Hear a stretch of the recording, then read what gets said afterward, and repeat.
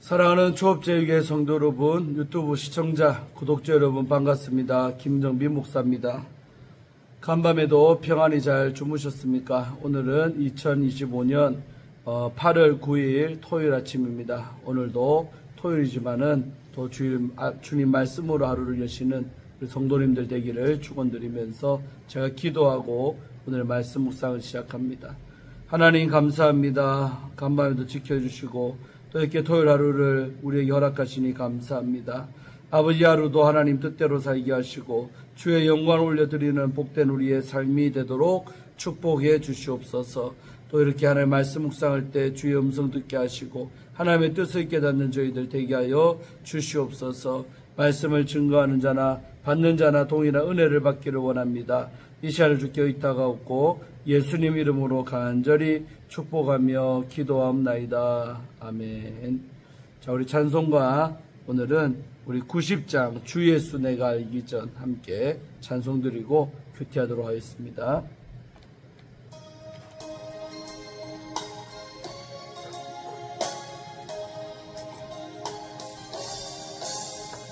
주 예수 내가 알기 전 날 먼저 사랑했네. 그 크신 사랑 나타나 내 영혼 거듭났네. 주 내 맘에 늘 계시고 나 주의 안에 있어 저 포도 비유 같으니 참 좋은 나의 친구. 내 친구 대신 예수님 날 구원하시려고 그 귀한 몸을 버리사 내 죄를 대속했네. 나 주님을 늘 믿으며 그 손을 의지하고 내 몸과 마음을 바쳐서 끝까지 충성하리. 내 진실하신 친구여 그 은혜 내려주사 날 항상 보호하시고 내 방패 되옵소서. 그 풍성한 참 사랑을 네 능히 끊을 소냐. 날 구원하신 예수는 참 좋은 나의 친구. 아멘. 정말 주님께서 우리의 가장 좋은 친구가 되심을 믿습니다. 그렇게 친밀함이 있는 그런 주님과의 관계가 되기를 주의 이름으로 축원드립니다. 자, 오늘 말씀 묵상하신 본문은 우리 에스겔서 15장입니다. 1절부터 8절. 좀 짧지요? 두 번 읽도록 하겠습니다. 여호와의 말씀이 내게 임하여 이르시되 인자야 포도나무가 모든 나무보다 더 나은 것이 무엇이랴. 숲속의 여러 나무 가운데 있는 그 포도나무가 나은 것이 무엇이랴. 그 나무를 가지고 무엇을 제조할 수 있겠느냐. 그것으로 그 무슨 그릇을 못을 만들 수 있겠느냐. 불에 던질 땔감이 될 뿐이라. 불이 그 두 끝을 사르고 그 가운데 태웠으면 제조에 무슨 소용이 있겠느냐. 그것이 온전할 때에도 아무 제조에 합당하지 아니하였거든 하물며 불에 살라지고 탄 후에 어찌 제조에 합당하겠느냐. 그러므로 주 여호와께서 이같이 말씀하셨느니라. 내가 숯불 가운데 있는 포도나무를 불에 던질 땔감이 되게 한 것 같이 내가 예루살렘 주민도 그같이 할지라. 내가 그들을 대적한즉 그들이 그 불에서 나와도 불이 그들을 사르리니 내가 그들을 대적할 때에 내가 여호와인 줄 너희가 알리라. 내가 그 땅을 황폐하게 하리니 이는 그들이 범법함이니라. 나 주 여호와의 말이니라 하시니라. 아멘. 우리말 성경으로 한 번 더 읽도록 하겠습니다. 여호와의 말씀이 내게 임해 말씀하셨다. 사람아, 숲속의 나무들 가운데 다른 나무보다 포도나무가 나은 것이 무엇이냐. 포도나무에서 얻은 목재로 물건을 만들 수 있느냐. 또 포도나무로 그릇을 걸어놓을 나무못이라도 만들 수가 있느냐. 그것은 땔감으로 불에 던져질 것이다. 두 끝이 불에 타고 그 가운데에도 거슬렸으니 그 포도나무가 어디에 쓸모가 있겠느냐. 그것이 온전해도 아무것도 만들지 못하는데 하물며 불에 타서 거슬렸다면 무엇을 만드는데 쓰겠느냐. 그러므로 주 여호와가 이렇게 말한다. 내가 숲속 나무들 가운데 포도나무를 땔감으로 불에 내던진 것처럼 내가 예루살렘에 사는 사람들을 불에 던질 것이다. 내가 그들을 대적할 것이다. 그들이 불 속에서 피해 나온 데에도 불이 다시 그들을 삼킬 것이다. 그리고 내가 그들을 대적할 때 내가 여호와임을 너희가 알게 될 것이다. 그들이 신시하지 못했기 때문에 내가 그 땅을 황폐하게 만들 것이다. 주 여호와가 말한다. 아멘. 예, 오늘 말씀 주의해 보도록 하겠습니다. 먼저 1절은 우리 도입 부분이죠. 그래서 15장은 의인의 도움으로도 하나님은 심판을 피할 수 없다는 사실이 분명해지자 유다 백성이 우리는 여전히 하나님의 언약 백성이 아니냐라는 언약 관계를 근거로 심판을 면해보려는 시도에 하나님이 응답한 내용처럼 보이고 있습니다. 신적 신탁을 유도하는 도입 형식에 이어 하나님의 말씀이 인용되고 있습니다. 본문은 예루살렘 주민의 문제점을 비유적으로 지적하는 고소달락 2절에서 5절과 이에 대한 심판을 선고하는 선언달락 6절과 7절로 구성되며 원인과 결과의 흐름을 따르고 있습니다. 자, 그러면 우리 2절에서 5절까지 고소달락 문제점 지적하는 그런 내용들을 보도록 하겠습니다. 하나님은 에스겔을 인자해라고 부르신 후 포도나무에 관한 수사 의문문을 연이어 던지시고 있습니다. 일상적으로 접할 수 있는 포도나무에 대한 질문들이기에 듣는 사람이 쉽게 그 내용을 확인하고 답변할 수가 있습니다. 수사 의문문은 동의하는 답변을 유도하기 때문에 문제점을 직접 서술하는 평서문보다 더 강력하고 효과적으로 고소하는 역할을 합니다. 하나님은 먼저 포도나무의 나무나 가지가 모든 나무들 중에 나은 것이 무엇이냐라고 물어봅니다. 하나님은 이 질문을 통해 더 나은 게 없다라는 답변을 유도하십니다.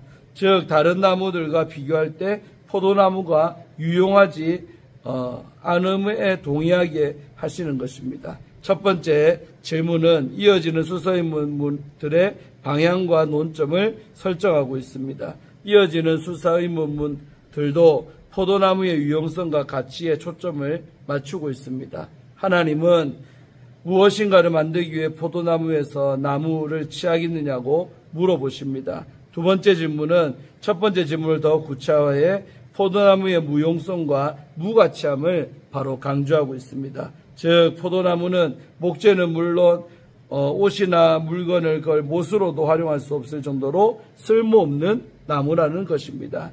불에 던질 땔감이 될 뿐이라고 번역된 이 히브리어 단어는 보라 그것이 땔감으로 불에 던져졌다라는 그런 의미를 담고 있습니다.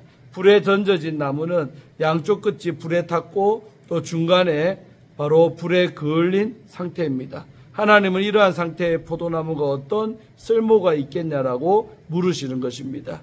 이에 대한 답변은 당연히 그 포도나무가 어떤 것에도 유용하지 않다는 것입니다. 하나님은 마지막 수사의문문을 통해 동의를 얻으심으로써 당신의 논지를 확정 지으십니다. 그분의 질문은 포도나무가 불에 타기 전 손상되지 않은 상태에서도 쓸모가 없었는데 하물며 불에 타고 그을린 상태라면 더더욱이 무용하지 않겠느냐는 것입니다. 듣는 이들은 하나님의 의도대로 주저없이 포도나무의 바로 무용성에 동의를 합니다. 그러나 6절에 이르러 포도나무가 예루살렘 주민을 가리킨다는 사실이 드러나면서 그들은 결과적으로 자신들이 무용하고 무가치하다는 평가에 스스로 동의한 셈이 되는 것입니다. 좀 재밌죠? 유다 백성은 하나님께 선택받아 언약 백성이 되었지만 그들 자체로는 다른 나라들과 비교했을 때 포도나무처럼 더 나은 것이 없습니다. 그럼에도 불구하고 그들은 불에 타고 그을린 포도나무처럼 스스로 더 쓸모없는 존재로 전락하고 말았습니다. 예루살렘은 유다의 백성의 죄로 인해 이미 BC 605년과 BC 597년에 바벨론을 통해 두 차례 하나님의 심판을 경험을 했습니다. 이는 포도나무의 양쪽 끝과 중간 부분이 불탄 상태에 바로 비유가 될 수 있는 것입니다. 하나님의 수서인 문문은 포도나무와 같은 예루살렘 주민의 근본적인 무용성뿐만 아니라 그들이 스스로 자신을 더 무가치한 존재로 전락한 문제를 바로 지적하고 있습니다. 이렇게 수서인 문문에 내포된 핵심이 8절에서 명시적으로 드러날 때까지 본문은 긴장감을 유지하고 있습니다. 자, 그 다음에 6절과 7절은 선언달라, 바로 심판 선언에 대해서 말씀하고 있는 절들이죠. 그러므로 주 여호와께서 이같이 말씀하셨느니라는 고소단락에서 선언단락으로 전환되는 바로 부분입니다. 앞서 하나님은 어떤 것에도 쓸모없는 그런 포도나무에게서 유용한 요소를 찾는다면 그나마 땔감 정도라고 말씀을 하셨습니다. 따라서 우리 하나님은 포도나무와 다를 바 없는 예루살렘 주민들도 그렇게 하겠다는 말씀입니다. 그들은 하나님의 결정에 의의를 제기할 수가 없습니다. 이것은 하나님이 예루살렘 주민을 언약 백성이 아니라 바로 땔감으로 취급하시겠다는 선언입니다. 하나님은 예루살렘 주민을 땔감으로 취급하시겠다는 선언의 의미를 구체적으로 설명하십니다. 하나님은 그들을 대적하겠다고 선언을 하십니다.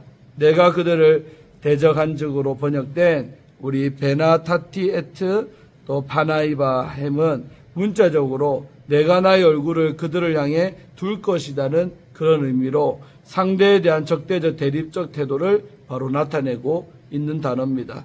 하나님이 얼굴을 예루살렘 주민을 향하시면 그 결과는 완전한 멸망을 의미합니다. 하나님은 그들이 불에서 빠져나오더라도 그 불이 그들을 삼켜버릴 것이라고 말씀을 하고 계십니다. 이 선언의 의미는 본래 가치가 없었던 이들이 무가치한 존재가 되고 결국 존재하지도 않게 된다는 것입니다. 여기서 불은 전쟁을 바로 비유합니다. 에스겔의 신탁을 듣는 유다 포로들은 예루살렘 주민이 불에 타는 심판을 겪는 사건을 통해 그 심판을 행하시는 이가 그들이 거부한 언약의 하나님 여호와이심을 알게 되는 것입니다. 자, 마지막 우리 8절 말씀은 결론이죠. 하나님의 심판은 적과 꿀이려는 약속의 땅을 사람이 거주할 수 없는 그런 폐허로 만드십니다. 황폐함으로 번역된 우리 쉐마마라는 히브리어 단어는 버려져서 공포를 자아내는 상태를 의미합니다. 바로 하나님이 약속의 땅을 황폐케 만드시는 이유는 바로 그들이 범법했기 때문에, 다시 말해 죄를 범했기 때문입니다. 그들이 범법했다로 번역된 마알루 마을은 바로 의무에 반하는 행동, 신의가 없고 불성실한 행동, 하나님에 대한 배신을 바로 의미합니다. 즉 언약 백성이 언약의 하나님 여호와께 신의를 저버리고 그분을 배신했음을 뜻합니다. 16장에서 그 배신의 양상이 자세히 바로 서술이 되고 있습니다. 자, 마지막으로 우리 함께 또 적용하는 부분 보도록 하겠습니다. 열매 없는 포도나무의 운명이라는 어떤 말씀을 갖고 함께 또 생각해 보도록 하겠습니다. 아무리 좋은 자동차가 있다고 해도 고장나서 움직이지 못한다면 덩치가 큰 고철일 뿐이지요. 아무 쓸모가 없다는 것이죠. 포도나무도 마찬가지입니다. 열매를 맺지 못하면 가구를 만들기에도 부족하고 그저 땔감으로 쓰이는 나무가 될 뿐입니다. 본래의 목적을 상실하면 아무리 오히려 여느 다른 나무보다 더 못한 존재가 된다는 것입니다. 하나님의 백성도 마찬가지입니다. 선택받았다 해도 그 사명을 잃고 산다면 빛을 잃은 등불처럼 허무한 그런 존재가 되는 것입니다. 주님께서 마태복음에 말했던 것처럼 소금이 그 맛을 잃으면 어디다 쓰겠느냐, 다만 밖에 버려져 사람들에 의해서 밟힐 뿐이라고 그랬죠. 다시 말해 무가치해진다는 것 말하지 않습니까? 그래서 하나님은 이 포도나무가 모든 나무보다 나은 것이 무엇이냐라고 반문하면서 물어보지요. 이 질문은 포도나무의 가치를 다시 생각하게 만드는 질문입니다. 포도나무는 열매를 맺을 때만 유용하며 열매가 없다면 단단하지도 않고 형태도 불규칙에 목재로도 쓸 수 없는 쓸모없는 나무입니다. 하나님은 이 비유를 통해 예루살렘 백성도 하나님의 백성이라는 정체성에서 나오는 열매를 맺어야만 그 가치를 인정받는다라고 말씀을 하십니다. 만일 그 삶에 하나님 백성다움이 드러나지 않는다면 열매 없는 포도나무처럼 버려질 수밖에 바로 없습니다. 열매를 맺지 못하는 포도나무는 아무짝에도 쓸모가 없습니다. 3절이었죠. 결국 열매 없는 포도나무는 그저 불쏘시개로 쓰이는 것 외에는 아무 가치가 없습니다. 이처럼 존재의 가치는 열매에 의해 결정이 됩니다. 그래서 우리는 하나님 앞에서 우리의 존재가 귀한 이유는 예수 그리스도를 모셨기 때문이죠. 그분 안에 거할 때 생명을 누리고 열매를 맺을 줄로 믿습니다. 하나님은 숲풀 가운데 있는 포도나무가 불에 던져지는 것처럼 예루살렘 백성들도 그렇게 하겠다라고 6절에서 말씀하십니다. 그래서 열매가 없는 포도나무는 다른 나무보다 더 무가치하게 여겨집니다. 이는 하나님의 백성에게도 동일하게 적용이 됩니다. 성도는 제사장 나라의 사명을 감당함으로써 정체성을 드러내야 합니다. 우리의 사명은 어두운 데서 불러내어 그의 기이한 빛에 들어가게 하시니 아름다운 떡을 선포하는 것입니다. 베드로전서 2장 9절의 말씀이죠. 사명을 감당할 때 하나님의 백성인 우리의 존재의 이유도 바로 분명해지는 것이죠. 열매 없는 포도나무는 결국 하나님의 심판 앞에 놓입니다. 하나님이 대적할 때 그 누구도 피할 수가 없습니다. 하나님은 열매 있는 포도나무를 향해 불에서 벗어나는 것 같아도 결국 다시 불 가운데 던져진다라고 말씀을 하십니다. 7절이죠. 이는 죄의 결과가 얼마나 무서운지를 우리에게 보여줍니다. 죄는 인간의 모든 관계를 파괴하고 결국 하나님의 진노 아래 놓이게 만듭니다. 하나님과의 관계가 끊어지는 순간에 심판은 피할 수가 없습니다. 죄를 멀리하고 하나님 편에 서는 저와 여러분이 되어야 될 줄로 믿습니다. 하나님은 예루살렘 주민이 범법했기에 그 땅을 황폐하게 하겠다라고 말씀하셨죠. 8절. 죄는 개인의 삶뿐만 아니라 공동체와 환경까지 무너뜨립니다. 아담이 선악과를 따먹었을 때 땅은 엉겅퀴와 가시를 내며 저주를 받고 말았습니다. 성도는 공동체도 무너지게 하는 죄를 늘 경계해야 할 줄로 믿습니다. 성령의 도우심으로 죄를 이기며 살 수가 있습니다. 예수 그리스도의 십자가는 우리가 죄에 대하여 죽고 의에 대하여 살아갈 수 있는 길을 열어주셨습니다. 우리 베드로전서 2장 24절 말씀이죠. 하나님이 우리를 택하신 이유가 있습니다. 그것은 열매 맺는 삶을 통해 당신의 뜻을 드러내게 하기 위함입니다. 하나님 백성의 정체성이라는 열매가 없다면 포도나무처럼 버려질 수밖에 없습니다. 하나님 백성의 가치는 이름이 아니라 바로 우리의 삶에서 드러나는 것입니다. 날마다 주님 안에 거하며 또 은혜로 주어진 사명을 이루어 가기를 바랍니다. 주님이 기뻐하시는 삶을 살 때 우리의 존재 이유가 아름답게 그렇게 확증이 되는 것입니다. 아멘. 자, 오늘 말씀도 너무나도 귀하죠. 그래서 우리가 정말로 행함이 있는 믿음, 또 열매 맺는 믿음이 될 때, 삶의 예배가 될 때, 정말 그것이 우리를 정말 가치 있게 만든다는 말씀이죠. 오늘 말씀은 너무나도 무거운 말씀, 우리를 한번 돌아보게 만드는 말씀인 줄로 믿습니다. 과연 나는 어떤 열매를 맺고 사는가? 그냥 무늬만 그리스도인이라고 외치지 삶으로 어떤 것도 보여주지 못하는 사람은 아닌가?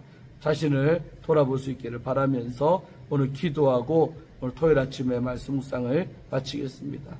하나님 감사합니다. 오늘도 토요일 아침이지만 이렇게 아버지 말씀 앞에 서서 우리 자신을 바라보게 하시고 또 깨닫게 하시고 분별하게 하시니 감사합니다.